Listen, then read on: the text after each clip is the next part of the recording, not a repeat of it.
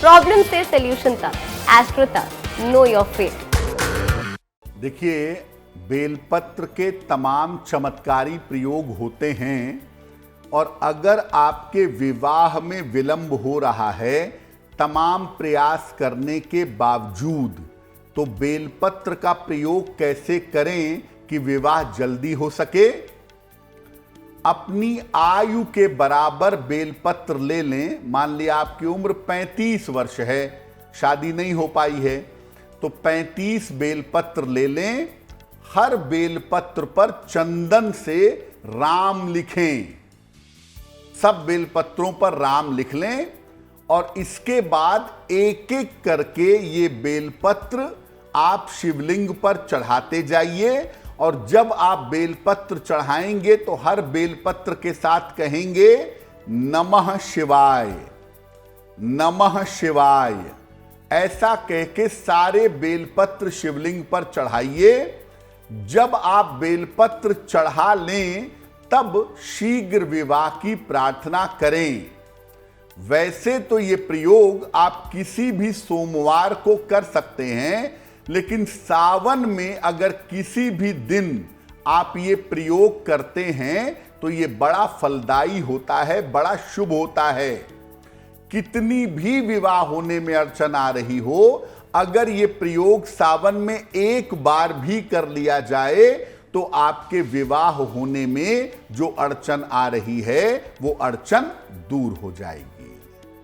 अगर आप लंबे समय से बीमारी से जूझ रहे हैं, लंबे समय से बीमार हैं, स्वास्थ्य आपका बेहतर नहीं है, तो बेलपत्र का कैसे प्रयोग करेंगे।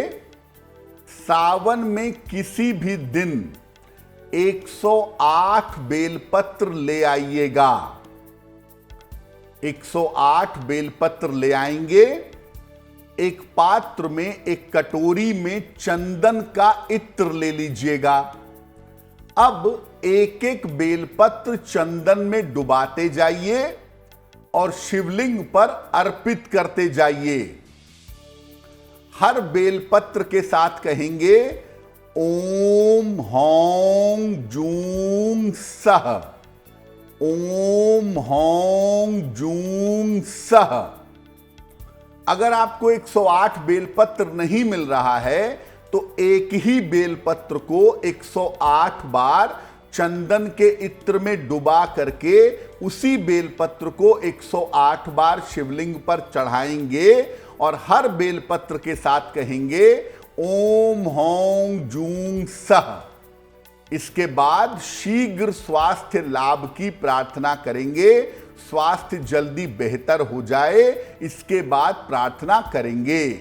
ये प्रयोग सावन के अलावा भी किया जा सकता है किसी सोमवार पर, लेकिन अगर आप सावन में ये प्रयोग करते हैं तो इससे काम होने की संभावना जल्दी होती है और स्वास्थ्य की गंभीर समस्याएं निश्चित रूप से टल जाती हैं।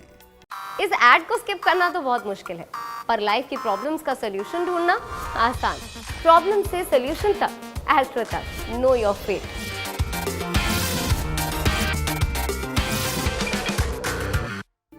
संतान की प्राप्ति नहीं हो पा रही हो, विवाह होने के उपरांत काफी समय बीत गया हो लेकिन संतान ना हो पा रही हो, तो बेलपत्र का कैसे प्रयोग करेंगे कि संतान आपको मिले, संतान की प्राप्ति हो। पति और पत्नी अगर ये प्रयोग करना चाहते हैं तो अलग अलग करेंगे। पति अलग करेंगे, पत्नी अलग करेंगी। उतना बेलपत्र लीजिए जितनी आपकी उम्र है और एक कटोरी में गाय का शुद्ध दूध ले लें। एक एक बेलपत्र दूध में डुबाते जाएं और शिवलिंग पर चढ़ाते जाएं। हर बेलपत्र के साथ कहेंगे ओम नमो भगवते महादेवाय, ओम नमो भगवते महादेवाय। ये कहते जाएं और एक एक बेलपत्र चढ़ाते जाएं। इसके बाद संतान प्राप्ति की प्रार्थना करिएगा, आपको संतान की प्राप्ति होगी। और ये प्रयोग आप सावन में किसी भी दिन कर सकते हैं। सावन के अलावा किसी भी सोमवार को या प्रदोष की तिथि पर यह प्रयोग किया जा सकता है। वैसे सावन में अगर आप ये प्रयोग कर दें और भगवान शिव से प्रार्थना करें तो अगले 6 महीने में आपकी मनोकामना पूरी होने की संभावना बन जाती है। तो बेलपत्र के चमत्कारी प्रयोग क्या हैं ये आपने समझ लिया, कामनाएं कैसे पूरी होंगी ये समझ लिया।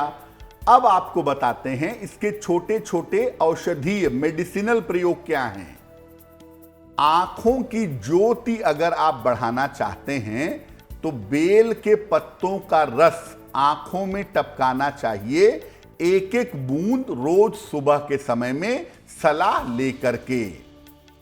अगर आपको कोल्ड कफ की प्रॉब्लम बहुत ज्यादा रहती है तो बेल के पत्तों को पानी में उबाल लें और इस पानी में शहद मिला करके अगर आप पीते हैं तो कफ की समस्या आपकी दूर होगी, कफ शरीर से बाहर निकलेगा, सर्दी जुकाम में सुधार होगा। बेलपत्र के 11 पत्ते ले लें, इसका रस निकालकर सुबह सुबह खाली पेट अगर आप पीते हैं तो कितना ही पुराना सरदर्द क्यों ना हो वो निश्चित रूप से ठीक हो जाता है। तो बेलपत्र के पत्ते बड़े कीमती हैं और इन पत्तों का औषधीय प्रयोग भी होता है। बेलपत्र के पेड़ में जो फल लगता है बेल का, वो पेट के लिए, पाचन तंत्र के लिए अमृत की तरह काम करता है और उसका प्रयोग करने से पेट की कैसी भी समस्याओं को दूर किया जा सकता है। तो बेलपत्र एक औषधीय वृक्ष है जिसका प्रयोग करने से एक तो भगवान शिव की कृपा मिलेगी आपको और दूसरे नंबर पे बेलपत्र का प्रयोग करके आप अपने स्वास्थ्य को भी बेहतर कर पाएंगे। एस्ट्रो तक ऐप पर आपको मिलेगा भविष्य से जुड़े हर सवाल का जवाब। डाउनलोड कीजिए एस्ट्रो तक ऐप और चुटकी में जुड़िए इंडिया के बेस्ट एस्ट्रोलॉजर से।